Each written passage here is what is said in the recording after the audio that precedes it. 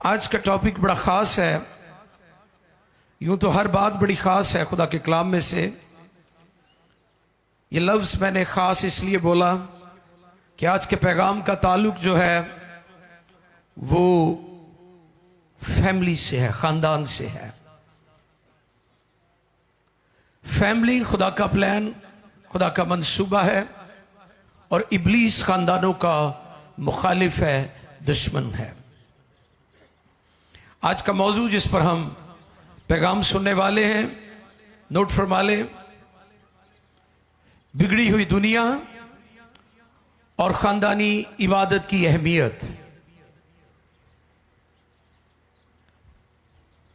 इस बिगड़ी हुई खराब दुनिया से बचने के लिए बहुत ज़रूरी है कि फैमिली डिवोशन को तरजीह दी जाए। बेशुमार लोग शख्सी इबादत करते हैं, पर्सनल डिवोशन। बहुत सारे लोग इतवार को आते हैं, संडे सर्विस करते हैं, लेकिन फैमिली डिवोशन नहीं करते, खानदान में दुआ नहीं करते। लास्ट फ्राइडे मैंने बताया था कि बहुत सारे लोग माइक पर लंबी दुआ करते हैं लेकिन घर जाके कोई नहीं करते। आप उन्हें माइक दे दें, स्टेज पर दावत दे दें, वो दुआ ही नहीं मुकदी। वो एक गल नहीं कही दी, वो 10 गल्लां लई दुआ कर देंगे ने, लेकिन घर जाकर बिल्कुल दुआ नहीं करते। पर्सनल कलीसियाई शख्सी दुआएं इबादत तो है, लेकिन फैमिली डिवोशन नहीं है। ये आज आपके सामने चैलेंज भी है।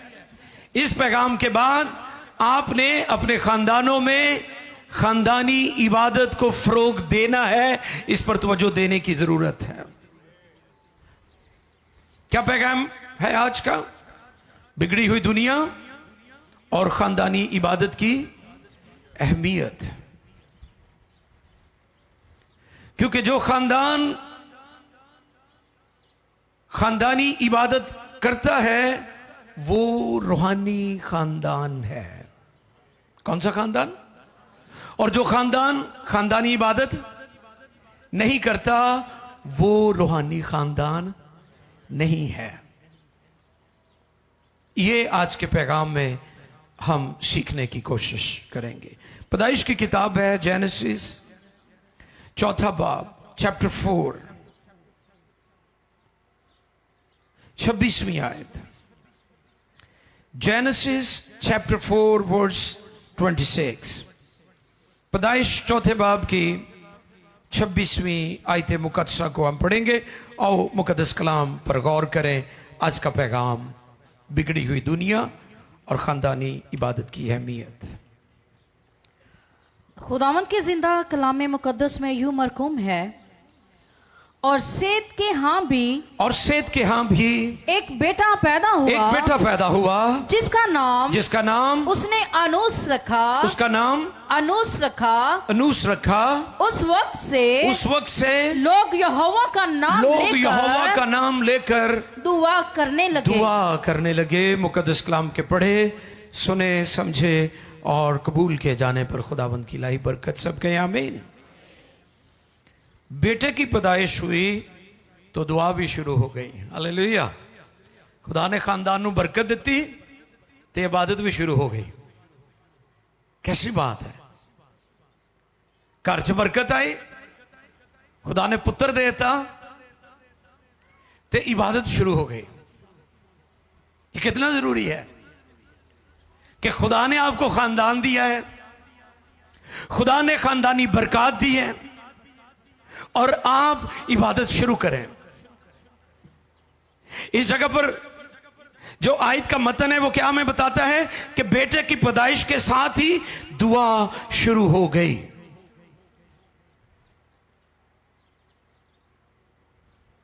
क्योंकि कलीसिया खानदानों से मिलकर बनती है। अगर खानदान में दुआ नहीं है तो वो कलीसिया बेकार कलीसिया है। सिर्फ चर्च आना काफी नहीं है। मैं आपको यह बताने की पूरी कोशिश करूंगा कि चर्च आना काफी नहीं है। कुछ लोग चर्च आते हैं, लेकिन मैं अपने पैगामात में यह सिखाने की कोशिश करता हूं कि आप अपने साथ चर्च को ले जाएं।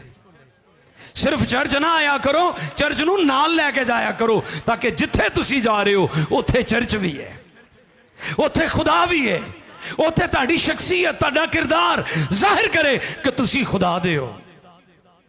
लोकी सिर्फ चर्च आंदे ने अतवार नूं, उस तो बाद फारग। नो, इत्थे जदों असीं इस खानदान दे बारे च पढ़ रहे हैं तो लिखिया है कि खुदा ने उन्होंने बेटा दिता, पुत्र दिता सेत नूं, ते उन्हें उहदा नाम इनोश हिब्रू इब्रानी नाम है ये। और नाल ही घर च प्रस्तश इबादत शुरू हो गई। ये वो लोग ने जेड़े खुदा दे कदमां च रहने वाले ने, जेड़े घराने समेत खुदा दी प्रस्तश ते इबादत करते हैं। एक और खानदान भी है, और वो काइन दा खानदान है। केड़ा? दो खानदान है यहां पर, नोट कर लें। सेत का खानदान जो रूहानी खानदान है। सेत का खानदान, बोले बोले, हाँ ब्रेका क्यों लग रही हैं ताड़ियां? सेत का खानदान, हाँ शाबाश। सेत का खानदान रूहानी खानदान। भैनों तुसी भी दसो ना, न्याणियां नूं छापर भर भर के सलांटियां दे लैके आंदियां हो, ताकि वो आप भी तंग पवे तो तुहानूं भी तंग करे।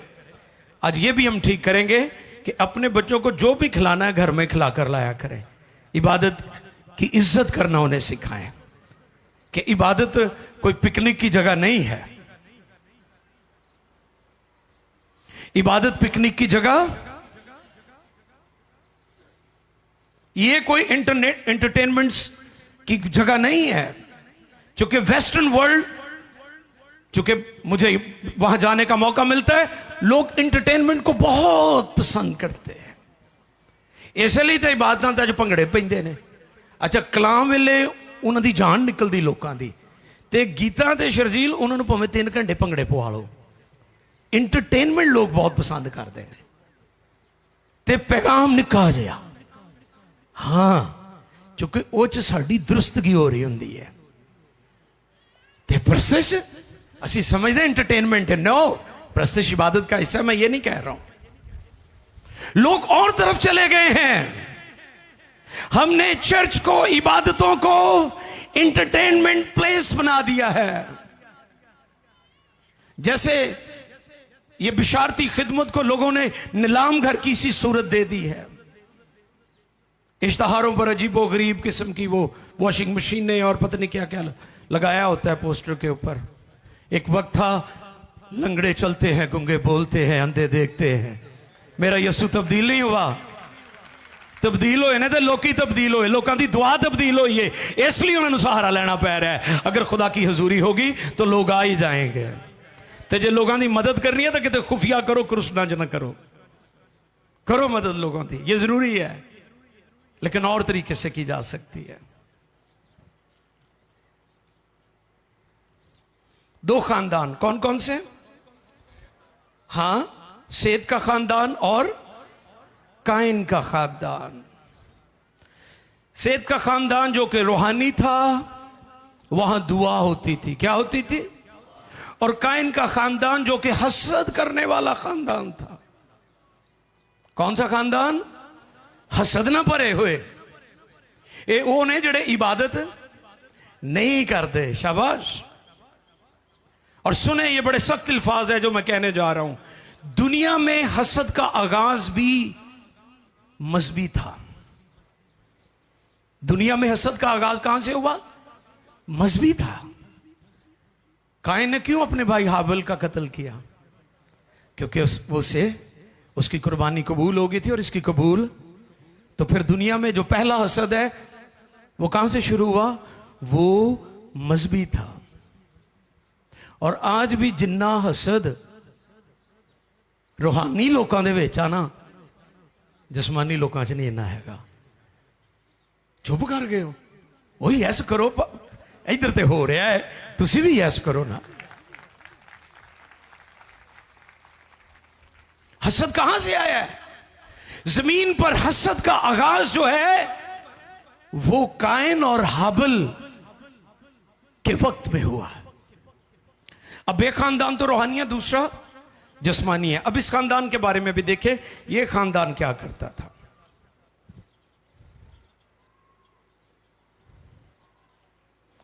लेकिन उससे पहले हम इस पॉइंट को थोड़ा सा और एलैबोरेट में करना चाहता हूं। हसद, यह मसला सिर्फ कायन और हाबिल का नहीं था, यह मसला यीशु मसीह के टाइम में फकीर और फरीसियों का भी था। किनका? तो मैं फिर दोहरा देता हूं कि जितना हसद रूहानी लोगों में होता है, जितनी जेलसी रूहानी लोगों में होती है, जो ये कहते हैं कि हम रूहानी हैं, हम खुदा के हैं, हम इबादत और प्रस्तुत करने वाले हैं, हम खिदमत करने वाले लोग हैं, सबसे ज्यादा हसद इनमें पाया जाता है। यीशु मसीह के टाइम में क्या होता था? यीशु मसीह क्योंकि दिलों के ख्यालात को मालूम कर लेते थे, ते जिहड़े आले दुआले बैठे होंदे सन वो सारे मजहबी लोग होंदे सन, यहूदी, फकीही और फरीसी और सदूकी। लिखा है यीशु मसीह उनके ख्याल मालूम करके कहता था, है ना? वो जो औरत ने यीशु मसीह दे पैरां ते आंसुआं दे नाल भिगो दिते, वाला ना साफ किते, इत्र नाल मुअत्तर कर दिते, खुशबूदार चीज़ां लगातियां, ते लिखिया वो अपने दिल च हसद करन लग पे, अपने दिल च कुड़न लग पे कि ये इत्र वेच के ते गरीबां दी मदद की जा रही सी। ते यीशु मसीह दा शागिर्द भी सी ना एक, कि ना सी ओदा? हाँ, यहूदा। वो भी ये कहने लगा। तो ये प्रॉब्लम आज ही नहीं है, बल्कि ये यीशु के टाइम उस वक्त के यहूदी मजहबी जो लीडर्स थे, ये हसद उनके अंदर भी था। और ये हसद आज भी चर्चेस के अंदर, आज भी कलीसियाओं के अंदर, आज भी मिनिस्ट्रीज के अंदर ये हसद पाया जाता है। और ये मजहबी हसद था, और यहां से हसद का आगाज होता है रूए जमीन के ऊपर। गिरजे च बैठे होंदे ने कट्ठे ही, ते दिल च दूजे लिए भांबड़ बलंदे होंदे ने, ते गीत गा रहे होंदे ने, दुआ रबानी पढ़ रहे होंदे ने कि जिस तरह तू साडे कसूर माफ कीते ने, असीं भी दूसरियां दे करने आ। ते अफसोस कि असी ओदी हजूरी च बह के भी दूसरियां दे बारे च हसद करने आ। कैंसल करो इस चीज को अपनी जिंदगी से। यह बहुत बड़ा प्रॉब्लम था। एक वो खानदान है जो रूहानी है, और दूसरा खानदान जिस्मानी है, हसद करने वाला है। देखिए जरा 16वीं आयत, चौथे बाब की 16वीं आयत।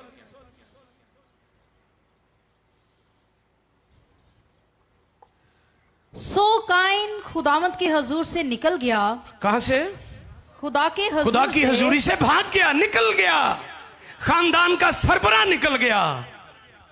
सेत खानदान का सरबरा सी, उन्हें खुदा ने अनूस दिता, पुत्र दिता, खानदानी बरकत दी, उन्हें खुदा दी परस्त शुरू कर दी। ते ए दूजा खानदान का सरबरा हसद ना भर गया, ते खुदा दी हजूरी चो ही निकल गया। एक खानदान खुदा दी इबादत करने वाला है, रूहानी खानदान है। दूसरा खानदान दा सरबरा खुदा दी हजूरी चो दौड़ गया है, वो खानदान हसद करने वाला है। तुसी गौर करना, तुसी केड़ा खानदान हो, अपने आप ते गौर करना है। अच्छा, यह जड़ा हसद करने वाला खानदान है, इन्होंने म्यूजिक के इंस्ट्रूमेंट भी इजाद किए थे। रोमियो भाई शर्जील, ओ यस, ये काइन की नस्ल से थे। इन्होंने इंस्ट्रूमेंट इजाद किए, बड़े टेक्निकल थे ये, लेकिन हसद वाले केड़े, कई टेक्निकल होंगे लेकिन हसद बहुत होंगे, बड़े इंटेलिजेंट होंगे लेकिन हसद कुट कुट के भरिया होंगे है। नफरत, नेगेटिविटी, मनफी रवैया, गुफ्तगू नकम्मी, लोगों की बुराइयां, ऐब जोइयां, गॉसिपिंग उन्होंने अंदर कुट कुट के भरी होंगी है। थे टेक्निकल। अच्छा, सिर्फ इन्होंने साज ही नहीं बनाए, जरा पढ़े जी 22 और 23।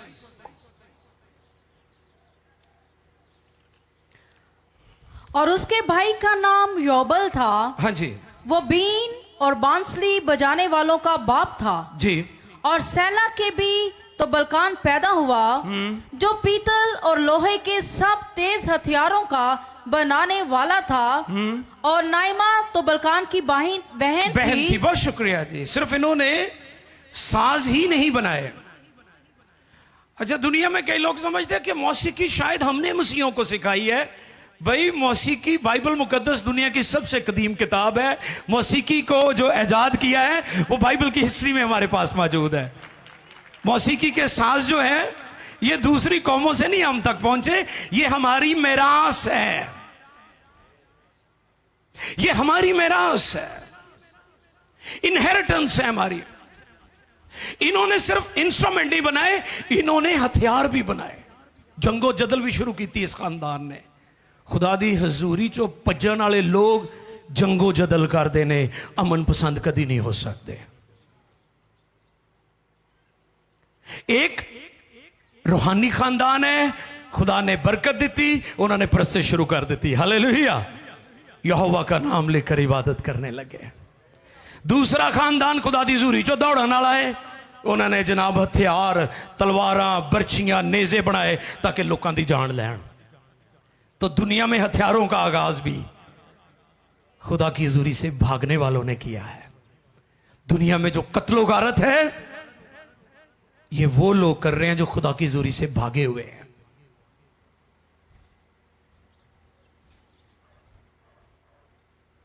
अच्छा, ये नहीं इन्होंने काम किया, होर भी इन्होंने बड़े काम किए ने जस्मानी लोगों ने। जी 23वीं आयत पढ़े जी, 22 पहले मुकम्मल कर लें। वो हो गई है, हो गई है, चलें, थैंक यू। और अलीमल्क ने अपनी बीवियों से कहा, हाँ, एदा, बहुत शुक्रिया, एक नहीं बल्कि हाँ, कसरत अज़दवाज भी ऐसे खानदान ने शुरू किया है। सुनो, कसरत अज़दवाज, खुदा का प्लान एक था, लेकिन कसरत अज़दवाज कब शुरू हुआ? जब काइन खुदा की हुजूरी से, सुन रहे हैं मेरी बात? खुदा का ओरिजिनली प्लान ऐसा नहीं था। यह भी इस खानदान ने किया था। 3 काम इन्होंने किए, साज बनाए, इंस्ट्रूमेंट, हथियार बनाए और कसरत अज़दवाज।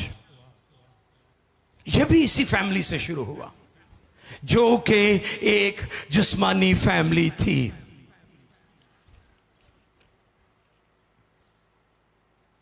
तबाही लैके आए। खुदा दी हजूरी चो भजन वाले की लैके आंदे ने? बोलो बोलो। जो खुदा की हजूरी से भाग जाता है, जो फरार हो जाता है, जो खुदा का बागी होता है, वो दुनिया में तबाही लेकर आता है। यही काम यूना के साथ हुआ। यूना किसका बागी था? हाँ जी। और मैं कभी कभी गौर करता हूं, सियासी दुनिया में आपने देखा होगा कि अगर किसी मुल्क का कोई बागी है, आपको पता है सियासी दुनिया में कई दफा विक्टिमाइज किया जाता है और सियासी मुखालफीन को लोग जो है वो बेदखल कर देते हैं, जला वतन कर देते हैं, मुल्क से निकाल देते हैं। ऐसा आपने देखा होगा। लेकिन जब कोई सियासी मुखालिफ को कोई विक्टिमाइज करता है, वो मुल्क छोड़कर किसी दूसरे मुल्क में जाकर पनाह ले लेता है। उसे लोग सियासी पनाह भी कहते हैं। सुनिए, दुनिया और हुकूमतों के बागियों को दुनिया और हुकूमतें सियासी पनाह दे सकती हैं, लेकिन खुदा के बागी को कोई दुनिया छिपा नहीं सकती। वो दाऊद हो, वो यूना हो। दाऊद क्या कहता है ज़बूर में? खुदाया तेरी रूह तो भला मैं ते फिक्र करता है कि जो मैं पर लगा के उथे भी तू है। हालेलुया। ये हमारा खुदा जो हम आजा हम वक्त है, ओमनी प्रेजेंट, सारी जगहों पर आप जहां भी चले जाएं हमारा खुदा कादर मुतलक है और वो वहां पर है। दुनिया हुकूमतें दूसरी हुकूमतों के बागियों को पनाह दे सकती हैं, खुदा के बागी को कोई पनाह नहीं दे सकता। यूना खुदा का बागी था, भेजा किधर था उसे? है नैनवा भेजा। कहां भेजा? नैनवा किधर था? याफा से कोई 200-300 किलोमीटर के फासले पर याफा की बंदरगाह से उसने जहाज लिया था, तो बह गया, तरसीस को चला गया। और जाना कहां था? नैनवा। तरसीस वहां से 600-700 किलोमीटर दूर था और नैनवा 200-300 किलोमीटर, जहां से उसने यह जहाज लिया था। भेजा खुदा ने एशिया च, तो चला यूरोप गया। वाह हाय, दुआ करो जी मुल्कां दे दरवाजे मेरे लिए खुल जान, ते जेड़े मुल्क जो तू रह रहा उत्थे ते अंजील पहले सला है। कई मैनू कहणगे पाज साहब मैं मिशन वर्क ली कगान नरान जाना है, को हदिया दे दो। मैं कहते दांगे, लेकिन जरा इत्थे मिशन आ लागे लागे गर्मी होवे तो लोगों का उधर मिशन करने बड़ा दिल करता है। मिशन नहीं, होर गल नहीं जाना चाहते हैं। यस आप जाए, मुझे इससे कोई प्रॉब्लम नहीं है, लेकिन मिशन को मिशन रहने दे। भेजा कितने? नैनवा। किधर नु निकल गया? तरसीस, यूरोप की चमक की तरफ जा रहा है वो। तो मैं फिर दोहरा देता हूं, खुदा की जुरी से भागने वाले खानदान दुनिया में तबाही लाते हैं। काइन के खानदान की तरह हथियार बनाए, हसद किया, भाई का कत्ल किया, कत्लो गारत शुरू हो गई, हसद शुरू हो गया, बगावत शुरू हो गई, और आज वो हसद पूरी दुनिया में है और उसकी वजह से पत्नी कितनी जानें चली जाती हैं। ये वो लोग हैं जो खुदा की जुरी से भागे हुए हैं। यूना खुदा की जुरी से भागा, नतीजा तूफान, बर्बादी, तबाही। उस जहाज में जितना अनाज था वो भी सुटना पिया उन्होंने। रोटी की बरकत भी करो चली जाती है अगर तुसी अपने घर च इबादत नहीं करोगे। अगर तुसी यूना की तरह खुदा दे बागी होवोगे तो ताड़े घरों अनाज और बाकी बरकत चलियां जाणगियां, लेकिन सेहत अर्गे खानदान बनो जिन्नू खुदा ने पुत्र दिता और उस घर च इबादत ते शुक्रगुजारी शुरू हो गई। इसलिए मैंने आज का टॉपिक आपके सामने रखा है, बिगड़ी हुई दुनिया और खानदानी इबादत की अहमियत। कितना ज़रूरी है कि आप अपने घरों में भी इबादत करें। मैंने लोगों को देखा है, खादमों को भी देखा है, बाहर बहुत बात करांदे, अपने घर कोई नहीं करते। अपने घर में भी इबादत किया करें। बीवी बच्चे खानदान कराना, भैन भरा माँ बाप सारे मिलके इबादत करया करो। काइन ने नस्लों को दिता की? दसो मैनू की दिता? उन्हें हसद दिता। काइन ने खुदा दी हज़ूरी चो दौड़ के नफरत करके की दिता? उन्हें अपनी फैमिली नू, उन्हें अपने बच्चों नू लानत दिती, हसद दिता, नफरत दिती, कत्लो गारत दिती।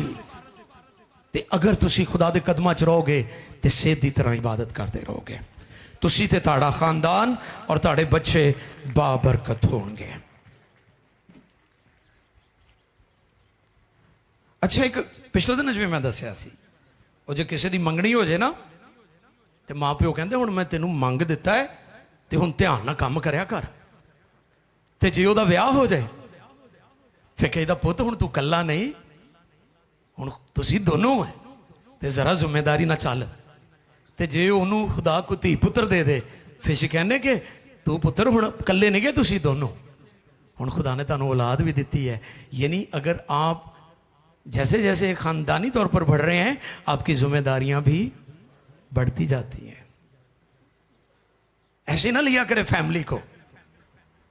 फैमिली में जैसे जैसे मावा नूं बड़ा शौक होता मेरे मुंडे का विआह जल्दी जल्दी हो जाए, आप ठीक है करें, लेकिन सबसे पहले उसे जिम्मेदारी सिखाए।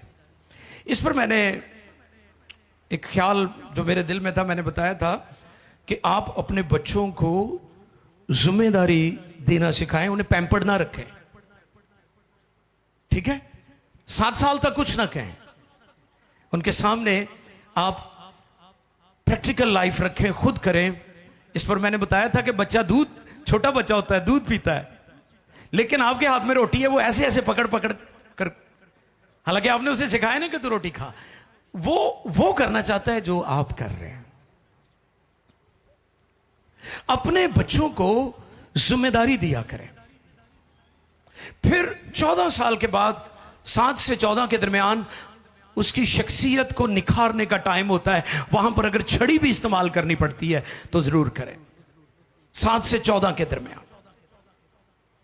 मेडिकल सेइंग जो है, मेडिकल साइंस जो कहती है कि उसकी जो ग्रूमिंग है वो 7 से 14 ईयर्स के दरमियान होता है। जो भी आपने करना है उसको, उन्होंने तुसी सोना बनाना है या उन्होंने तुसी पत्थर या लोहा बनाना है या बेकार शख्स बनाना है। फिर आप रोते रहते हैं कि जी वो जी ठीक नहीं होता, बड़ा नलायक है।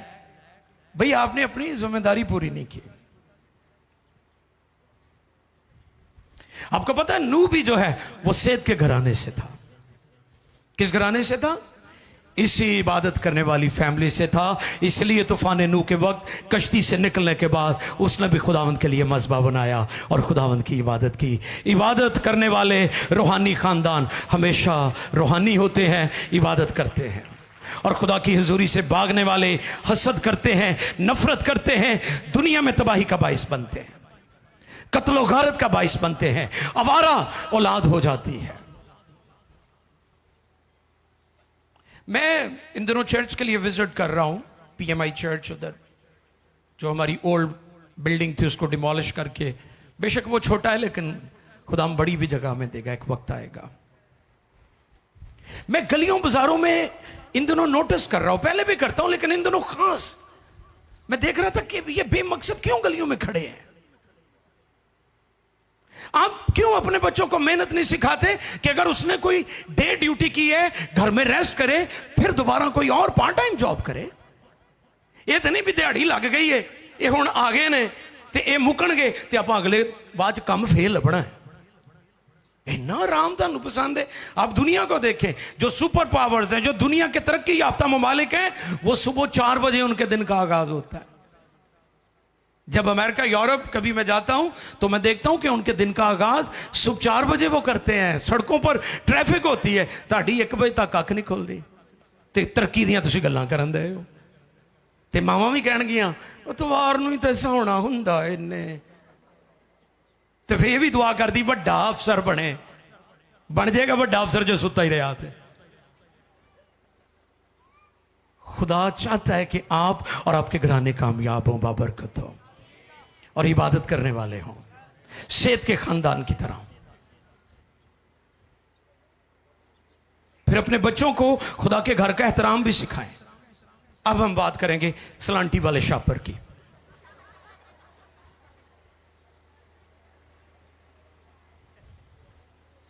केड़ी आपा नूं कमाए थे, लगा लो शापर अपना। मैं ये इसलिए कह रहा हूं कि बच्चों को इबादत में ये चीजें ना दिया करें, वो इबादत में कभी संजीदा नहीं होंगे। क्यों आपके बच्चों को बैठना नहीं आता चर्च में? क्यों वो तंग करते हैं? क्योंकि आप उन्हें ये चीजें लेकर देते हैं और वो क्या करते, पूरी इबादत में वो चीजें खाते रहते हैं।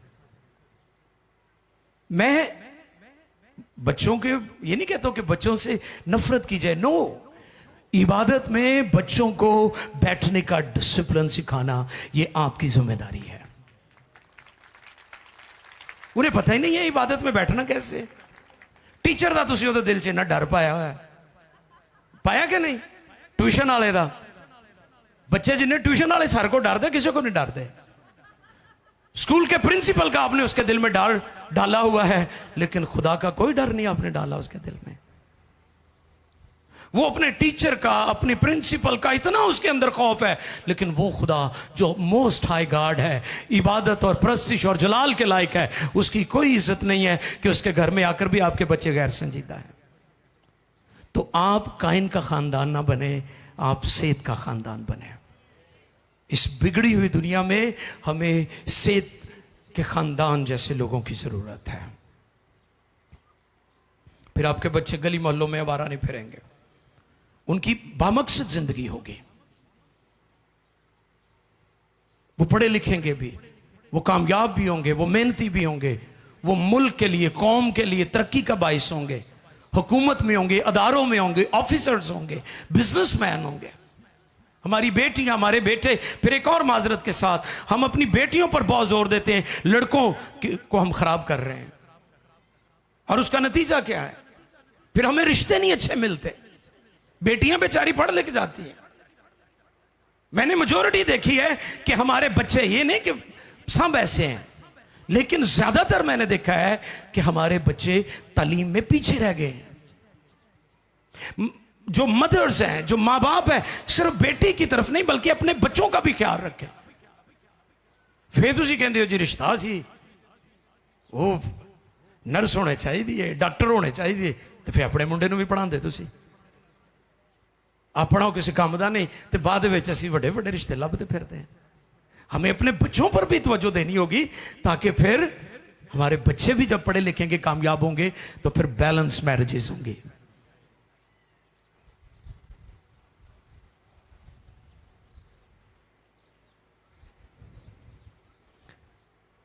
इसलिए सेत के खानदान से सीखो कि उन्होंने यहोवा का नाम लेकर इबादत शुरू की।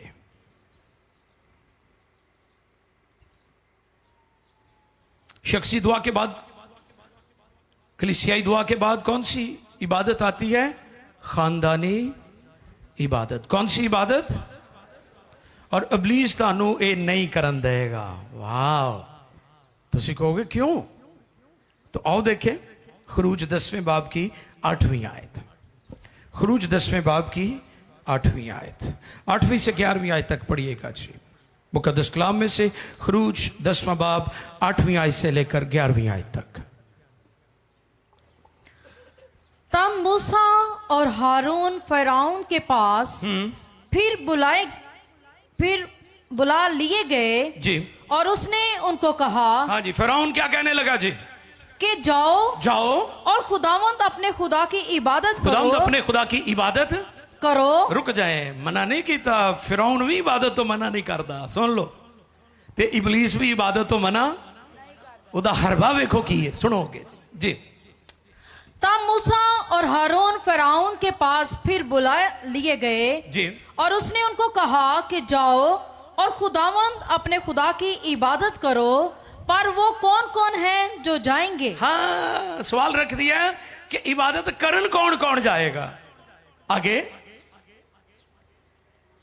मूसा ने कहा कि हम अपने जवानों यानी मर्द भी जाएंगे, ठीक है, बूढ़ों और बुजुर्ग भी जाएंगे, और अपने बेटों और जवान हमारे बच्चे जो हैं वो भी जाएंगे, और बेटियों हमारी बच्चियां भी, भेड़ बकरियों, यहाँ तक के जानवर भी इबादत के लिए जाएंगे, और अपने गाय बैलों समेत जाएंगे कि हमको अपने खुदा की ईद करनी है। अपने खुदा की ईद फसह की बात हो रही थी जी। तब उसने उनको कहा कि खुदावंद ही तुम्हारे साथ रहे। हाँ, दुआ भी दे दिया फिरौन, खुदावंद ही तुम्हारे साथ रहे। मैं तो जरूर ही तुमको बच्चों समेत जाने दूंगा। खबरदार हो जाओ, इसमें तुम्हारी खराबी है। नाली स्वीट पॉइजन भी छाड़ता है। ए ਤੁਹਾਡੇ ਲਈ ठीक नहीं, कई मशवरा ਦਿੰਦੇ ਨੇ ਤੁਹਾਨੂੰ, ਨਾਲ ਹੀ ਵਿੱਚ ਛੁਰਲੀ ਵੀ ਛੱਡਦੇ ਨੇ ਤਾਂ ਕਿ बर्बादी ਹੋਏ ਤੁਹਾਡੀ। ਤੁਸੀਂ ਸਮਝੋ मेरा हमदर्द है, आप समझते हैं मेरा सिंपथी है। ये तो बड़ी हमदर्दी मेरे साथ कर रहा है बड़ा अच्छा बंदा है, लेकिन वो जड़ी छुरली उन्हें छड़नी है ना, जड़ा पटाका चलना है फैमिली की तबाही ली, ओदे तो खबरदार हो। आगे सुने क्या कहता है वो।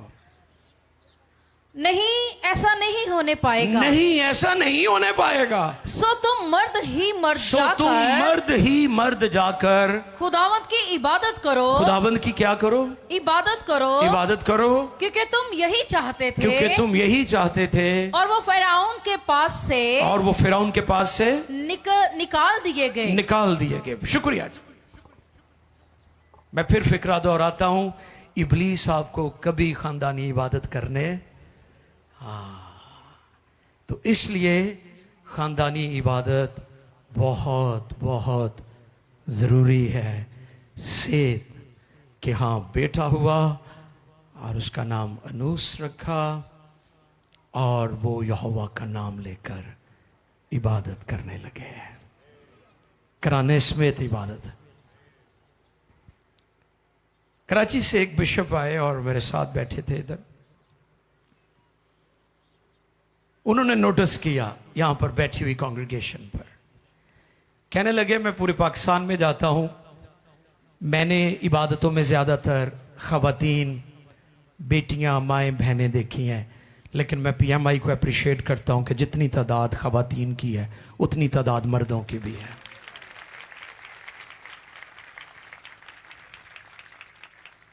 जो नाजरीन मुझे देख रहे हैं, जो सोशल मीडिया पर मुझे देख रहे हैं, बाद में भी देखेंगे, चर्चेस में लोगों को ये पैगाम दें कि वो खानदान समेत चर्च आए।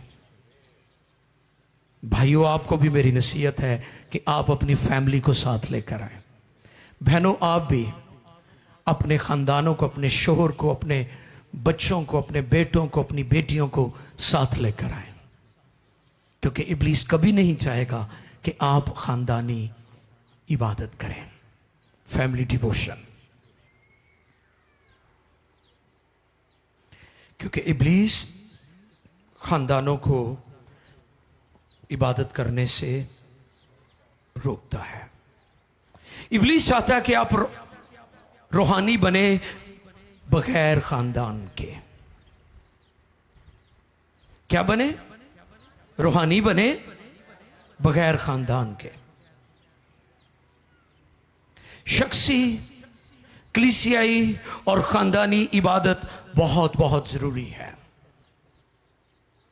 रसूलों की मिनिस्ट्री में जब वो यीशु मसीह के बारे में तालीम दे रहे थे, लोग खुदावंद यीशु को कबूल कर रहे थे, तो उन्होंने बारहा ये बात कही, तू ईमान ला, तू और तेरा घराना।